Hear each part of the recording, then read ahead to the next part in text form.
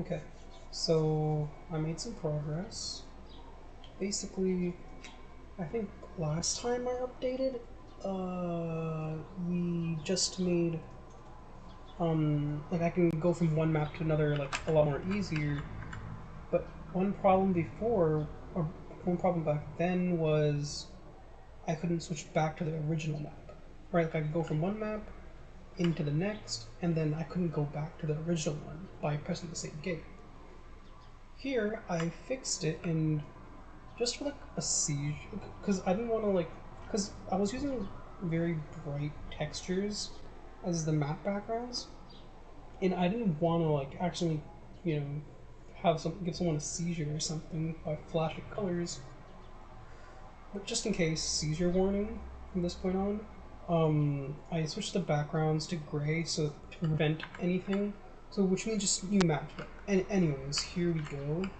Once again, just seizure warning. Over here, it flashes. It's just it switches back and forth and everything, right?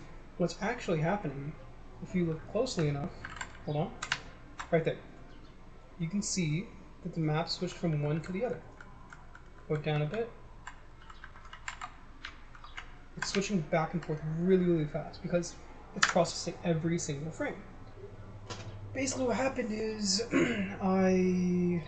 whenever it switches the gates, it checks the name of the current gate, right?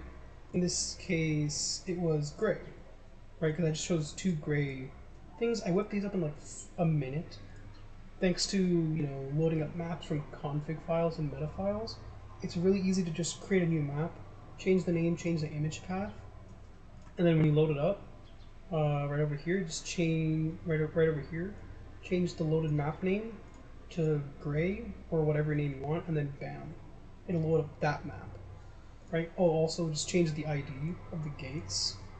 So before it was 1, change to 2, and then you can link these two guys. Both of them have IDs of 2.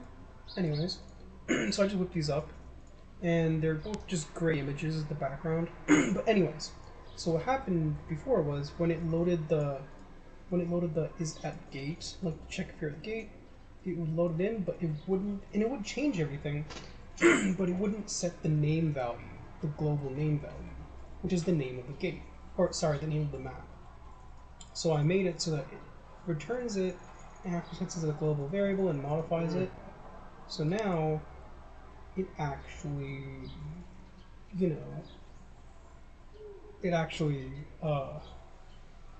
crap. Give me a moment. It actually switches back and forth by changing the name values. Oh crap, it opened up the other window. Oopsies. Over here? There we go, it launched over here this time. So if we look over here, 1 second, I can bring the run window. Right now it's showing the name of the map, and then the actual map data. Right now it's just gray. So if I go down, there we go. And then I take this off the screen real quick, go over here, and start switching. Bam, okay. If I go over here, you can kind of see it switches from gray to gray 2. Gray, gray 2, gray, gray 2, gray 2, on and on and on and on and on. Right? So that's that.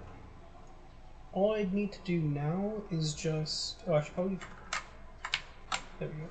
I should probably just fix a few things like a cooldown between going into a gate. So if you touch a gate, it transports you, but then waits like a second or so. Or actually no, I had another idea, which was it checks your last coordinates and your current coordinates, and if they're the same, then it won't register a gate. Otherwise, it will. So that way, if you're just standing in a gate, you can just leave yourself there, and it will, keep you in the current map. However, if you moved into the gate, then it actually switches it up. That's what my plan is, and yeah, I'll try to get that done today. Maybe, maybe not.